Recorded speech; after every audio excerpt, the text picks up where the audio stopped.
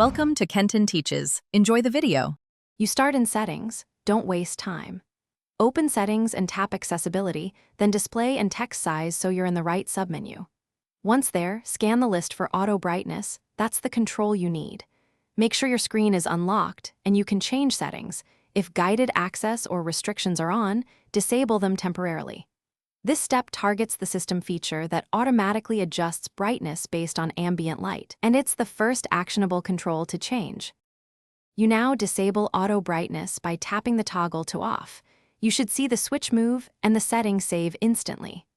Once done, adjust brightness manually from Settings, Display and Brightness or Control Center to set your preferred level. Make sure low power mode is off because it can lower brightness automatically. Check Control Center or Settings Battery. Also verify True Tone and Night Shift separately.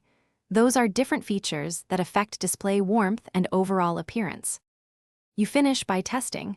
Move into bright and dim areas and observe the brightness. It should stay at the level you set. If it still changes, restart your iPhone and recheck the auto brightness toggle. Make sure iOS is up to date under Settings General Software Update. Outdated software can misbehave. If problems persist, reset accessibility settings or contact Apple support. This troubleshooting tip resolves most issues quickly and ensures manual control. Thanks for watching. Please subscribe if this video was helpful.